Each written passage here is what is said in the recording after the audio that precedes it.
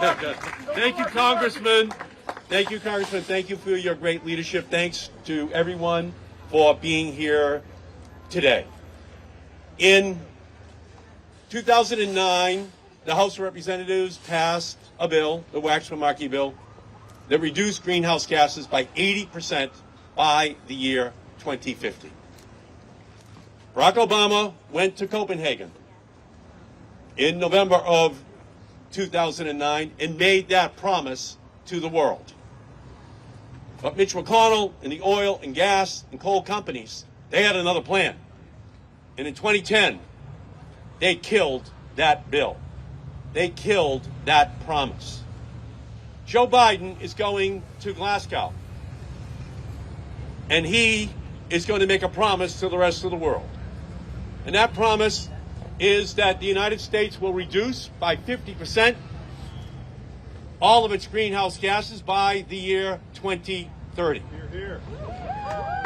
The House of Representatives has done its job once again.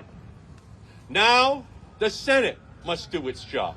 The Senate must put together a climate package that is something that Joe Biden can say to the rest of the world that we are the leaders and not the laggards. Because you cannot preach temperance from a bar stool. You cannot tell the rest of the world what to do if you as a country are not doing it yourselves. So this is our moment. And we have to ensure that we have the tax breaks for wind and solar and all-electric vehicles and plug-in hybrids and for battery storage technologies, transmission systems that Ron Wyden, for 2.5 years, has promised will be in legislation that passes the United States Senate. We are going to fight for that. We need a civilian climate corps, so we unleash a generation of young people who will be able to go out and do this work. We need a climate bank that will leverage in every city and town all across the country the kinds of small projects that leaders want to have the financing to implement. And we need environmental justice.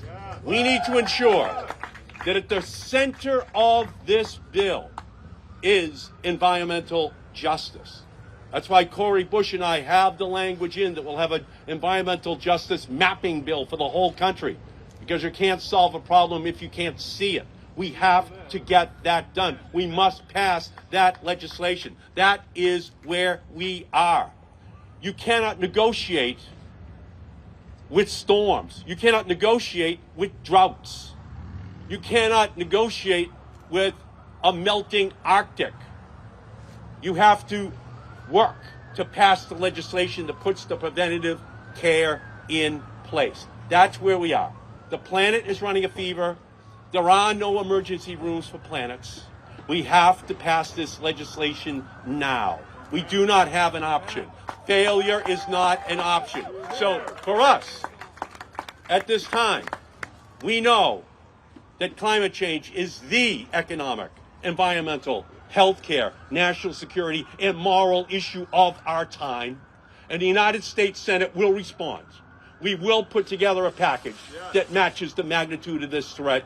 I cannot thank all of my colleagues for everything that they are doing, all of the activists here, the Sunrise Movement, the young people who have risen up. They have a big IOU.